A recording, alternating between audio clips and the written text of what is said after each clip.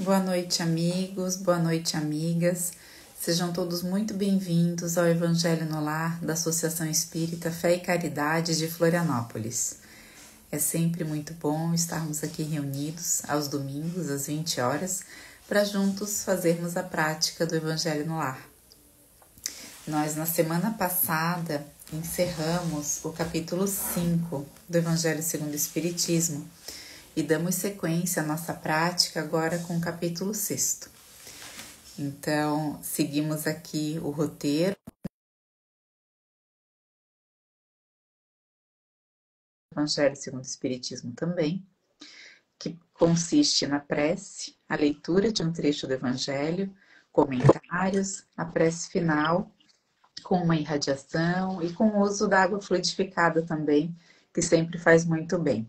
É uma prática que pode ser feita com a família, num dia da semana da sua preferência, num horário que fique bom para todos, mas também pode ser feito, sozinho, e sem problema algum, estar, nesse momento só você, porque sozinho a gente nunca está. Então a gente recomenda que a prece, a leitura e o comentário seja feito em voz alta também. Vou dar boa noite para todo mundo que está chegando por aqui. A Biga, a Ana Paula, a Lê, a Giovana, o seu França, Dona Olga, boa noite, Aurélio, Juliana, Eduardo, Gladete, Giancarlo, Suzana, Miriam, Léo. Muito bom estar aqui com vocês e muito bom estar aqui contigo, Júlia. Boa noite. Boa noite, Emília. Boa noite, pessoal. Bom estar aqui de novo. Bom estar aqui juntas de novo. Então, Júlia, eu estava comentando que a gente entra hoje no capítulo 6, Cristo Consolador, e nós vamos fazer a leitura e os comentários dos itens 1 e 2. Então, para a gente começar, eu posso te convidar para fazer a nossa prece inicial? Com certeza. Bem-vindos àqueles que estão entrando agora. Vamos, então, nos unir em um só pensamento. E esse pensamento de hoje é Jesus. Vamos imaginar Ele adentrando nossos lares de braços abertos, a nos acolher e amparar. Agradecemos a todos os espíritos amigos que estão higienizando e amparando o ambiente em que vivemos, a sós ou acompanhados. Que possamos contribuir com essa harmonização nessa semana que se inicia, tendo bons pensamentos e bons sentimentos. Que essas vibrações de amor desses instantes possam se estender para o nosso prédio, para a nossa rua e para o nosso bairro. Que assim seja. Que assim seja. A gente vai ler então, pessoal, ali no capítulo 6, o jugo leve. Diz assim em Mateus capítulo 11, versículos 28 a 30. Vinde a mim, todos vós que sofreis e que estáis sobrecarregados, e eu vos aliviarei. Tomai meu jugo sobre vós, e aprendei de mim, que sou brando e humilde de coração, e encontrareis o repouso de vossas almas, porque meu jugo é suave e meu fardo é leve. E o comentário de Kardec diz assim pra gente: todos os sofrimentos, misérias, decepções, dores físicas, perda de seres queridos, encontram sua consolação na fé no futuro, na confiança na justiça de Deus, que o Cristo veio ensinar aos homens. Sobre aquele, ao contrário, que não espera nada depois desta vida, ou que duvida simplesmente, as aflições se abatem com todo o seu peso, e nenhuma esperança vem suavizar-lhe a amargura. Eis o que levou Jesus a dizer: vinde a mim, todos vós que estáis fatigados, e eu vos aliviarei. Entretanto, Jesus coloca uma condição à sua assistência e à felicidade que promete aos aflitos. Essa condição está na lei que ensina. Seu jugo é a observação dessa lei, mas esse jugo é leve e essa lei é suave, uma vez que impõe por dever o amor e a caridade. Então, Ju, tem um estudo que é muito legal, né, da FEB, da Federação Espírita Brasileira, desse livro, né, do Evangelho segundo o Espiritismo. A FEB também está fazendo outros estudos muito bons, né, do céu e inferno, do próprio livro dos Espíritos, né, para quem já fez aí o ESG, ou está fazendo o ESG, né, que é o estudo sistematizado da doutrina, é muito legal. Eu gosto muito de acompanhar no Spotify, tem no YouTube também esses estudos da FEB. E nesse estudo em específico desse item, quem está lá com eles fazendo as reflexões é a Elaine, né, nossa querida coordenadora estadual do estudo do Evangelho Rede Vivo, da 14ª URI, se eu não me engano. E também está lá o Samuel, que é um trabalhador espírita da região Nordeste. E o Samuel faz uma reflexão que depois eu fui conferir, tem alguns livros de teólogos, até de outras religiões, né, que analisam essa questão da palavra jugo aqui na fala de Jesus. E eu já sabia até por outros estudos, né, que a interpretação de jugo é o mesmo da canga, né, que é aquele peso que se coloca nas costas ali no pescoço dos bichos, dos animais, especialmente dos animais de carga, como os bovinos, né, também outros animais que trabalham, né, no campo, que serve uma função de guiar, né? Do animal sentir naquele peso, ele entende também direção, né? E tem uma função ali, aquela canga, aquele madeiro, né? Que se coloca ali. E essa seria a interpretação de jugo, né? No sentido, assim, da agricultura, né? E daquela primeira interpretação dessa palavra, né? Da primeira função dessa palavra. Mas que nos tempos de Jesus, essa palavra, ela também remetia à, à obediência, né? Então, esse jugo, ele serve para o animal obedecer às direções, né? De quem está ali comandando aquele trabalho, né? Então, dizia respeito à obediência dos discípulos pela interpretação da lei de algum rabino, né? Então, os jovens, principalmente os meninos, né? Principalmente não, só os meninos na época, eles estudavam a Torá, né? O Pentateuco de Moisés ali, os 5 primeiros livros do Antigo Testamento.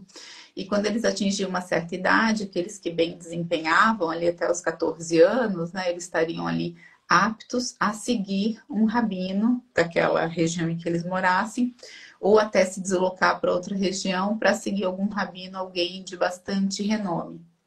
Né? Então a gente pensa no livro Paulo Estevão, né? Paulo segue Gamaliel, né? E daí tem toda a interação de Gamaliel com Paulo mais tarde, né? Muito bonito, assim, o respeito que Paulo desenvolve por ele.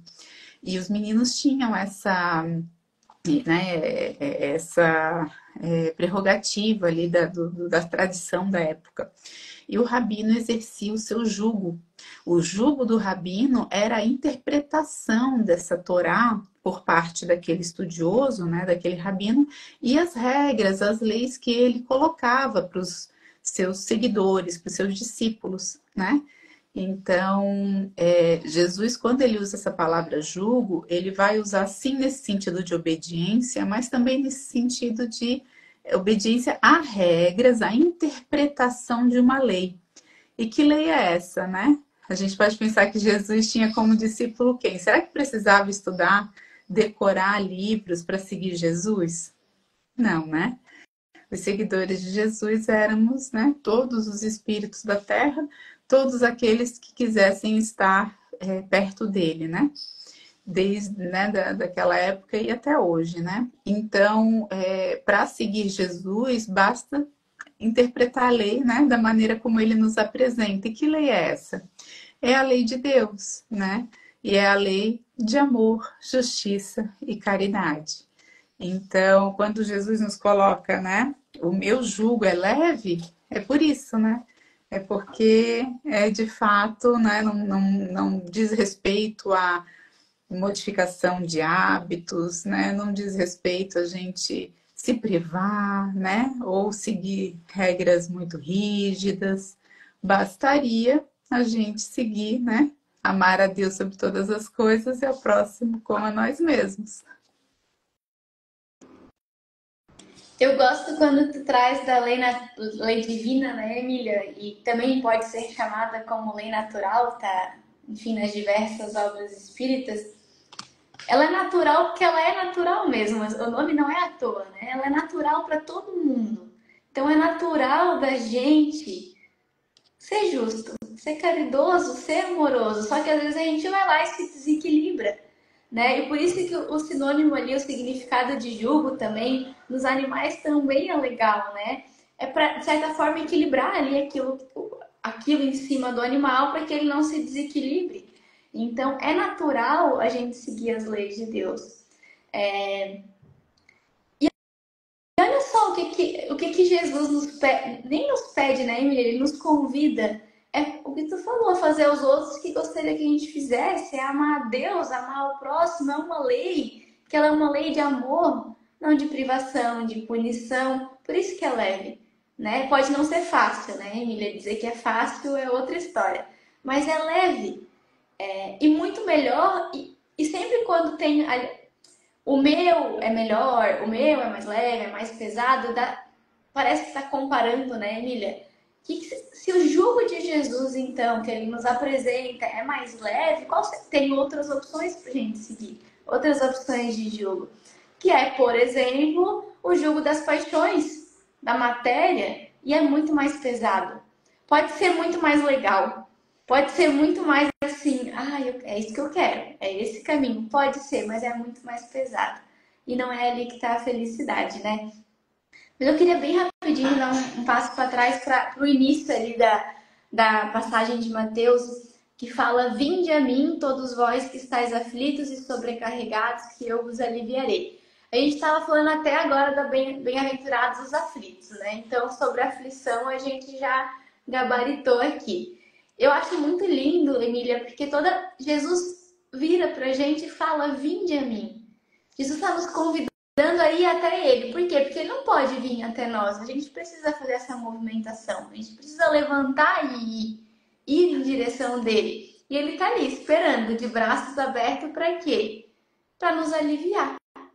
Só que o problema é que nem sempre os aflitos querem renunciar às causas das aflições. E aflitos todos nós somos, né? Então é isso. Às vezes a gente não quer renunciar àquilo que torna o jugo pesado. A gente não quer ir até o Cristo de verdade para seguir com ele, para ter esse jugo mais leve. E só o último parênteses também, que também me veio à mente quando eu li essa parte de vós que estáis aflitos, que eu vos aliviarei. A gente tem que tomar cuidado, porque muitas vezes a gente olha para a lágrima, para a tristeza, como um sinônimo de fraqueza emocional, espiritual, e não é. A lágrima ela é importante. Maria chorou quando Cristo foi crucificado, Paulo nas portas de Damasco chorou. É importante, senão Jesus não falaria isso, né, Emília? Vinde a mim, vós que estáis aflitos e sobrecarregados. Mas nenhum desses que eu citei, Pedro, quando negou Cristo, gente, ele chorou horrores depois. Ficou péssimo, né? Imagina. Mas nenhum deles chorou, derrubou lágrimas, sem esperança. Então, esse é o convite de Jesus, né? A gente pode sim chorar, a gente vai ficar aflito, sobrecarregado também, mas não sem perder a esperança.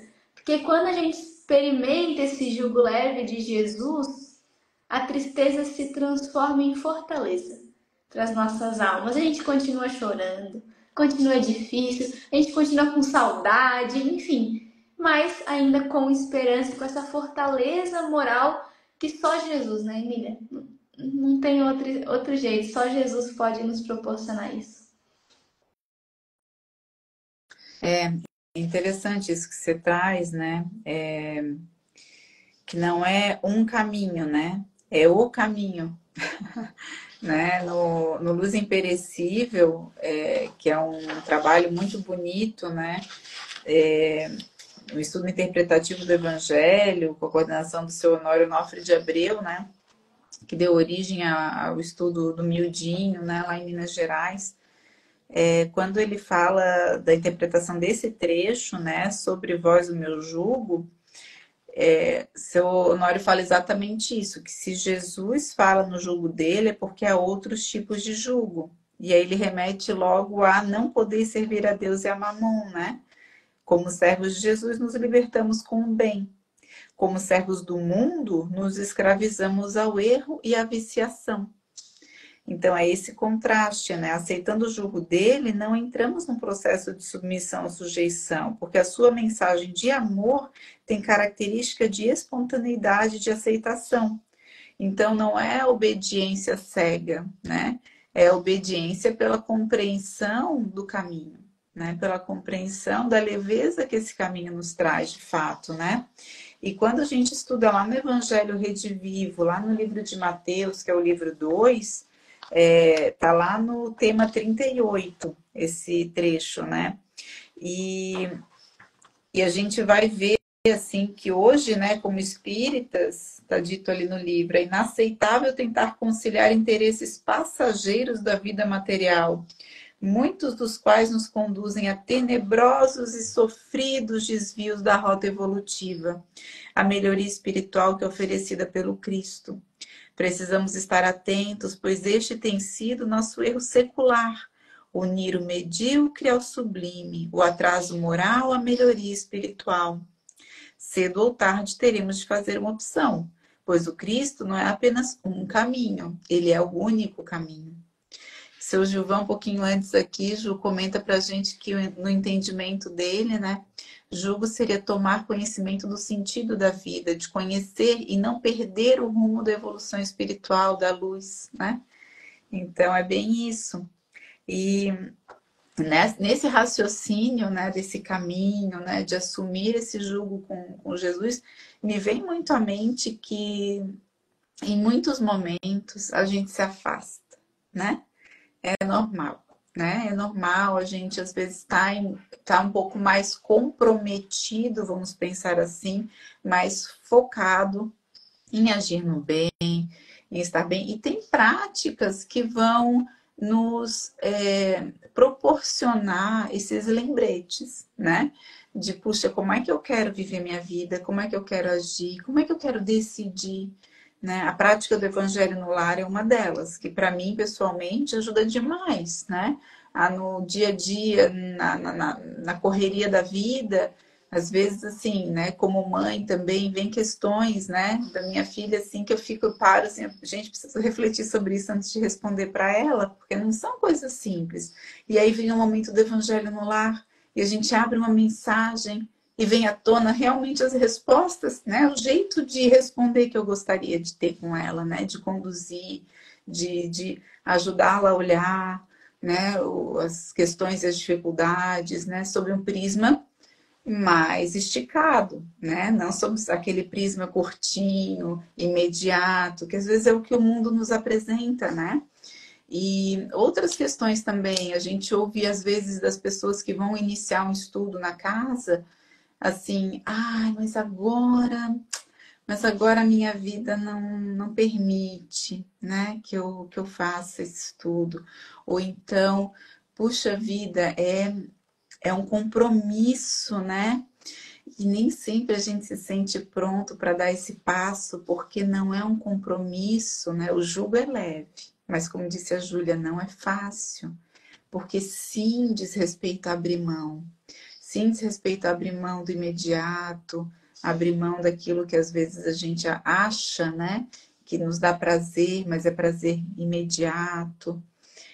Né, alguns hábitos, às vezes, que a gente pensa. Coisas simples, gente. Eu vou dar um exemplo para vocês, assim, bem bobo, tá? Uns anos atrás, quando eu estava fazendo o estudo, estava indo fazer o estudo do Coen, né? Antigamente era Coen, agora é IPM, estudo da prática mediúnica. Não tinha mais vagas, assim, né? Foi criado duas turmas que tinham muita demanda, né? Então foi criada uma turma aos sábados de manhã. Eu lembro que, assim, sexta-feira à noite era um dia, eu estava cansada da semana de trabalho, eu ia dormir mais tarde. Sábado eu acordava mais tarde, tinha aquela manhã de sábado de preguiça, né, de ficar um pouquinho mais na cama. Eu ainda não era mãe na época, então assim, podia me dar esse direito, né, de acordar depois das 7 num sábado. Não lembro mais como é que é, mas eu lembro assim, eu tenho uma vaga memória que era bom. E eu lembro assim, nossa, eu vou abrir mão de acordar pouquinho mais tarde no sábado, né? E aquilo para mim assim, será que eu consigo? Será que eu dou conta? Né? E foi assim maravilhoso, né? Foi difícil tomar essa decisão, né? Uma coisa tão simples parece, né? Ah, vou acordar mais cedo no sábado de manhã para estudar, para ir para casa espírita. Foram 2 anos de compromisso que mudaram minha vida, né? E muda os hábitos, né? A forma como as minhas sextas-feiras à noite são hoje, os meus sábados de manhã já nunca mais foram os mesmos, né? Então, são pequenas coisas que a gente acha que está abrindo mão. Eu achava que eu estava abrindo mão, né? Do meu soninho do sábado de manhã. Na verdade, está ganhando muito, muito mais do que qualquer soninho poderia me dar. Né? Então, é esse jugo leve que a gente fala, né? Essas escolhas, que às vezes são escolhas muito básicas, assim, Eu penso no pessoal da sexta-feira à noite lá na casa também, Ju. Pessoal que tá, às vezes, puxa vida, semana inteira intensa de trabalho, de estudos, chega sexta-feira à noite, vai estudar? Vai para casa espírita estudar o livro dos espíritos, né? O estudo sistematizado da doutrina espírita. E o pessoal vai, gente. E eles vão na sexta e vão na outra e vão na outra. Por que será, né? É porque vão sentindo esses benefícios, né? Que esse estudo, esse caminho de Jesus vai abrindo nas nossas vidas, né? Então a gente acha que está perdendo, tô perdendo de descansar na sexta-noite. Não, tô ganhando, né? Tô ganhando de me revitalizar, de trocar com pessoas que têm os mesmos interesses que eu, de aprender a respeito da vida eterna. Olha que bonito, né? Então é por aí. O seu Gilvan diz que, em verdade, o jugo se refere a Jesus não implica, no sentir dele, pôr-se sobre o domínio de algo, de alguma força que nos domine, mas de alcançar o nível de entendimento que se obtém a libertação. É isso. A gente acha que está abrindo mão, mas está ganhando, né? Está ganhando essa liberdade, né? De ser, de se sentir espírito imortal. É bom demais. Não é fácil, né, Emília? Mas mais difícil é viver sem Jesus. Não é fácil, mas é muito mais difícil viver sem Ele. Então, a gente vai abrindo mão e, Emília, isso que tu falou é muito importante. Das coisas pequenas no dia a dia, porque se a gente esperar para sentir esse jugo leve de Jesus no momento de privação, de dor, não vai acontecer, não é assim. A gente tem que vivenciar esse jugo leve de seguir Jesus todos os dias. Que daí não. Por quê? Porque na verdade a gente quer esse jugo leve, amiga, na hora que fica difícil, né? Que daí na hora que fica difícil a gente quer o consolo, a gente quer o coração mais leve e a gente tem. Só que para isso a gente tem que seguir Jesus a todos os instantes. É na forma como a gente fala com o outro, é na hora que alguém fecha nossa carro no trânsito, é todos os dias. É nas pequenas coisas que aí quando o grande acontecer e a gente realmente precisar daquele jugo leve, a gente vai ter, porque a gente já vai viver com ele todos os dias. Mas aí envolve renúncia. Por exemplo, o que a Emília falou, às vezes não é uma renúncia grande. É a renúncia de ao invés de acordar às 9, acordar às 7. Mas vale a pena, né, Emília? Vale a pena, por isso que a gente continua fazendo, porque esses benefícios que a gente tanto fala aqui, de seguir Jesus, a gente não vai sentir quando a gente desencarnar, ou quando a gente for espíritos felizes. Vai ser bem melhor, vai.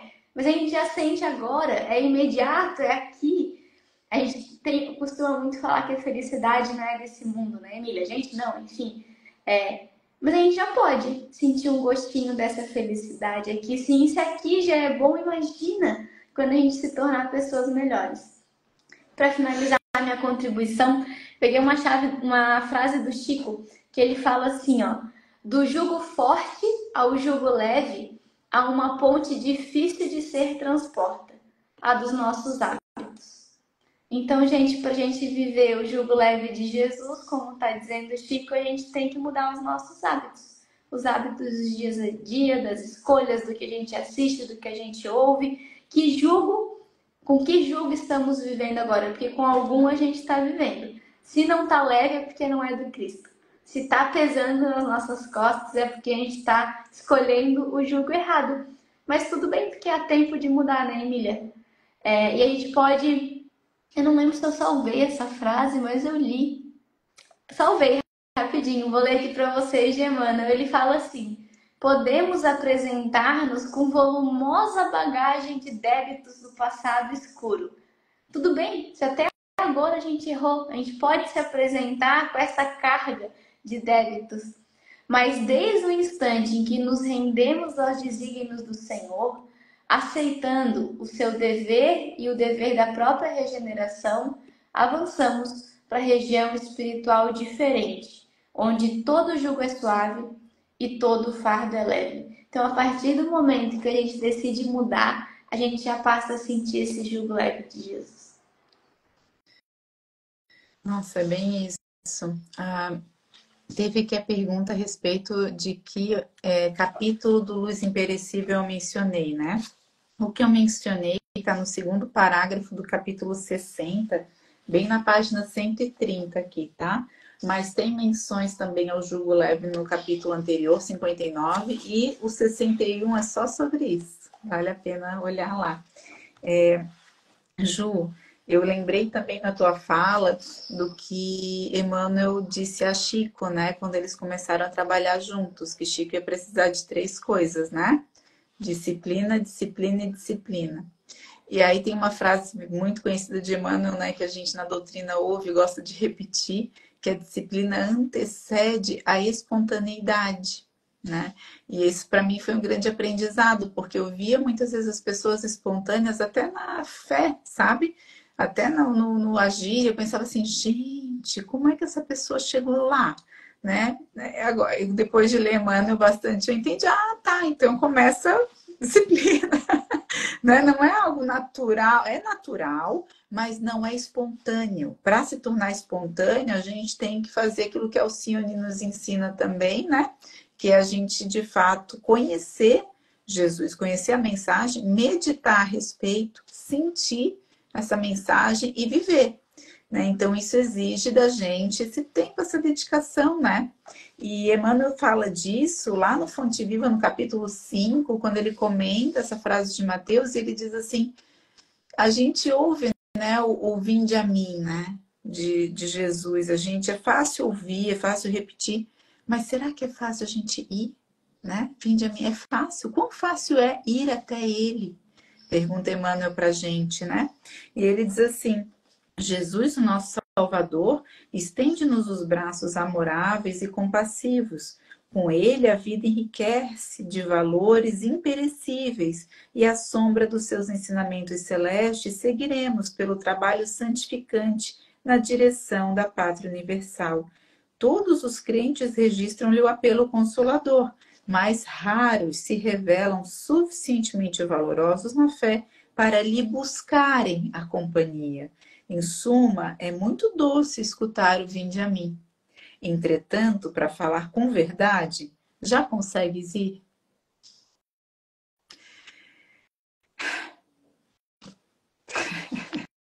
Temos uma tarefa para a semana, né, Eu Emília? pensei a mesma coisa, né? A Jesus. Vamos, Estamos indo. vamos pensar de que maneira a gente consegue ir a Jesus nessa semana, né? Jesus nos abre os braços,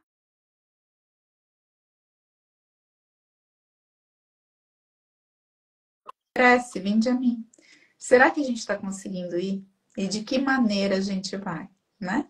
Então, acho que fica essa reflexão ao longo dessa semana para a gente.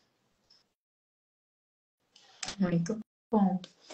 O seu França está aqui mandando especialmente para a Paty e para o Anthony, né? Um abraço, que Jesus abençoe e ilumine com muita luz todos os dias.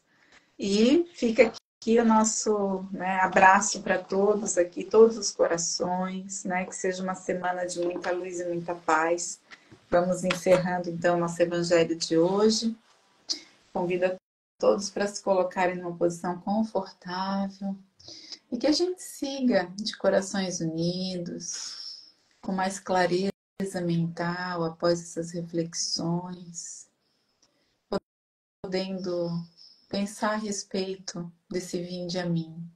Nós iniciamos o Evangelho de hoje mentalizando esse nosso irmão mais velho, amoroso, compassivo, de braços abertos, entrando em nosso lar.